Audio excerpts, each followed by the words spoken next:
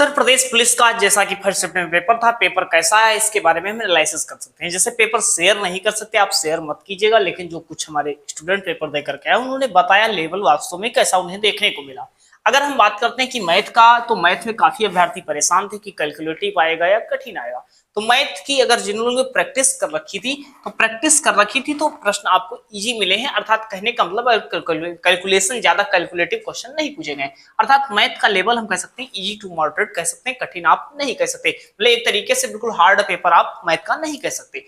Paper इस तरीके से सेट किया गया है, बहुत अच्छे से पेपर सेट किया है। भर्ती बोर्ड को इसके लिए धन्यवाद है कि पेपर अब की बार एक तरीके से ना होमगार्ड जैसे पूछा गया है, ना एसआई जैसे पूछा गया है। कांस्टेबल का पेपर जैसा बनाना चाहिए था वैसा बनाया गया है। अगर हम बात करते हैं रीजनिंग की, तो रीजनिंग में आपने अगर पूरा सिलेबस किसी भी का पढ़ रखा है, वास्तव में आपसे सारे क्वेश्चन हो जाएंगे, क्योंकि अब की बार पूरे पैटर्न के आधार पर इन्होंने क्वेश्चन पूछा है। रीजनिंग केवल अगर आपने प्रैक्टिस किया है, प्रीवियस ईयर लगाया है और पूरा सिलेबस एक बार पढ़ रखा है ओवरव्यू, तो आपके सारे प्रश्न हो जाएंगे। इजी टू मॉडरेट आप कह सकते हैं। उसके बाद अगर बात करते हैं हिंदी का, तो हिंदी का सिलेबस पूरी तरीके से इजी कह सकते हैं। अगर आपने प्रैक्टिस किया है, पूरे चैप्टर वाइज पढ़ा है, तो आपके सारे प्रश्न हो जाएंगे। उसके बाद अगर बात करते हैं जीएस थोड़ा मॉडरेट टू हार्ड कह सकते हैं। कुछ क्वेश्चन तो आसान से मिलते ही हैं, 10-12 क्वेश्चन, लेकिन कुछ प्रश्न जो होते हैं वो थोड़ा मॉडरेट लेवल में, मॉडरेट से हार्ड लेवल में जा सकते हैं। तो बाकी 3 में आप अच्छा कर ही लेते हैं, तो यहाँ पर एक तरीके से जीएस थोड़ा एक तरीके से मॉडरेट टू हार्ड देखने को मिली।